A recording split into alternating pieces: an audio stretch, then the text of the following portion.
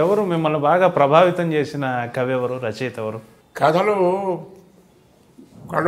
కొండగొట్టగంటి కుటుంబరావు గారు అండి. ఆయన కథలు మొత్తం చదివానండి. ఆయన శైలి నాకు బాగా ఇష్టం. ఎందుకంటే వర్ణనలు ఉండవు, రాత్రి అయింది, చీకటి పడింది, కుక్కలు తరుగుతున్నాయి, ఏం ఉండదు, డైలాగ్తో స్టార్ట్ అవుతుంది. మిడిల్ క్లాస్ ఫ్యామిలీ కథలు, ఊరికే డైలాగు కథ, వర్ణన, అర్ధరాత్రి అదేమి అసలు ఏం ఉండదు అనమాట. అది చదివించేస్తుంది గబగబా, రీడబిలిటీ బాగా ఉంటుంది. ఇలా రాస్తే బాగుంటుంది అని అనుకునేవాడిని. అలాగే ఆయన రాసిన శైలిలోనే కొన్ని కథలు రాశాను అప్పుడు. ఆయన ఎక్కువ. మీకు ఇష్టమైన నాటకకర్త ఎవరు? ఇష్టమైన నాటకకర్త అంటే నాకు హాస్యం ఇష్టం అండి. చిన్నప్పటి నుంచి హాస్య నాటకాలు బాగా చదివా. అప్పట్లో విశ్వనాథ కవిరాజు గారు నాటికలు, కందుకూరి వీరేశలింగం గారి ప్రహసనాలు, చిలకమర్తి వారి ప్రహసనాలు, తర్వాత మల్లాది వెంకటకృష్ణ శర్మ గారని ఆయన ప్రహసనాలు, అన్ని వాడే నాటికలన్నీ హాస్యమే. చదువుకుంటుంటే నవ్వుస్తూనే ఉంటుంది మనకి ఆ డైలాగులకి. వాళ్ళందరూ ప్రభావం ఉంది నా మీద. ఎక్కువ విశ్వనాథ కవిరాజు గారి నాటికలు బాగా చాలా ఇష్టం అనమాట. మొదటి నుంచి హ్యూమర్ వైపే ఉన్నారు.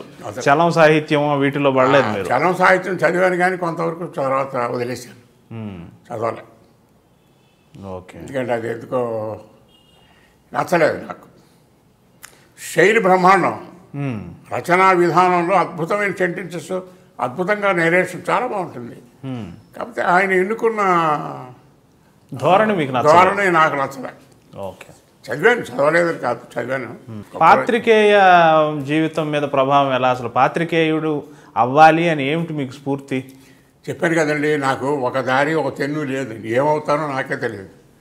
శ్రీకాకుళంలో ఉండి చదువుకుంటున్నప్పుడు ఊళ్ళో మహోదయ అని ఒక వారపత్రిక ఉండేది. ఆ వారపత్రిక సాయంత్రం నాకు గేమ్స్ ఇంట్రెస్ట్ లేదు అసలు, ఎప్పుడు ఆడడం అవి లేదు. 5 జంపులు చేసేవాడు, హై జంప్స్ అవి కానీ రోజు సాయంకాలం గ్రౌండ్కి వెళ్ళి అక్కడ ఆడుకోవడం లేకపోతే అలాంటి ఉత్సాహం లేదు. ఈ ప్రెస్కి వెళ్ళి అక్కడ వాళ్ళు ప్రింట్ అవుతుంటే అవన్నీ చూడడం, ప్రూఫ్లు దిద్దడం.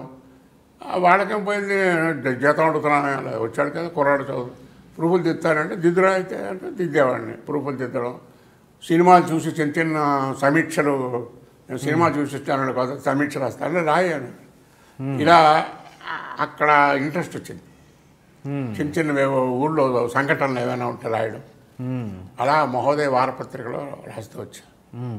ఈ లోపల కొన్ని కథలు, పత్రికల్లో కథలు పడుతూ వచ్చాయి. ఇవన్నీ సేకరించుకున్నా. అప్పుడు ఆనందవాణి అని ఒక వారపత్రిక ఉండేది, చాలా ఫేమస్ అది అప్పుడు. దాంట్లో శ్రీశ్రీ గారు, ఆరుద్ర గారు వీళ్ళందరూ కూడా పనిచేశారు. అప్పుడు దానికి సబ్ ఎడిటర్ కావాలని ప్రకటన వస్తే నేను వస్తుందా లేదా దరఖాస్తు చేశాను. ఆయన అన్నాడు, ఆయన లెటర్ ఇచ్చి నేను విశాఖపట్నం వస్తున్నాను పలానా రోజు వచ్చి కలవమన్నాడు. వెళ్ళాను.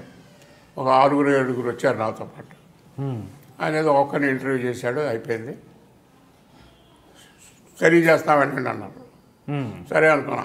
తర్వాత ఒక 15-20 రోజులకి నాకు టెలిగ్రామ్ వచ్చింది, you are selected, come and join in the office అని, ఆనందవాణి. ఇంకంతే, ఇక ఎగిరికి గంతు వేసి చదువు లేదు. చదువు అప్పుడే ఇంటర్మీడియట్లో చేరవలసింది కాలేజీలో. అమ్మ ఉద్యోగం చేయడం దేనికి, చదివితే ఉద్యోగమే కదా, ఉద్యోగం వచ్చేసింది ఇంకెందుకు వెళ్ళిపోతాను అని వెళ్ళిపోయా. అలా విద్యార్హత 10వ క్లాసే, ఇంకా పైకి పోలా? 11 అంటే స్కూల్ ఫైన్ అంటారు అంతే. దాని తర్వాత వెళ్ళదు. కాలేజీ అప్పుడే కొత్తగా పెట్టారు శ్రీకాకుళం, చప్పట్లు కొట్టి పిలుస్తున్నారు అందరినీ, చాలండి చాలండి. ఇప్పట్లో కాదు కదా ఆ రోజుల్లో, అలా కాదు కదండి. బాబు మీ వాళ్ళు ఎవరైనా ఉంటే కాలేజీలో చేరండి, రండి చేర్చండి చేరని. అలా ఉండేది అప్పుడు. కానీ అలా పోయి చేద్దాం అనుకున్నా కానీ ఉద్యోగం వచ్చేప్పుడు కట్టాడు. ఆ వెళ్ళడం ఉండిపోయానండి. అది ఆనందం అనే పత్రిక సరిగా సాగలేదు, సరిగా జీతాలు కూడా ఇవ్వలేదు. తర్వాత ఇంకా అక్కడి నుంచి ఏదో ఇంకోటి అటు ఇటు డబ్బింగ్లు చెప్పుకొని, అప్పుడు నాకు ముడపూడి రమణ గారు, బాపు గారు అంతమంది నుంచి పరిచయం. ఆ రమణ గారేమో ఆంధ్రపత్రికలో పనిచేసేవారు. సో ఖాళీగా ఉంటే అక్కడికి వెళ్ళి కూర్చుని ఆయనతో పాటే అలా కాలక్షేపం చేసుకుంటూ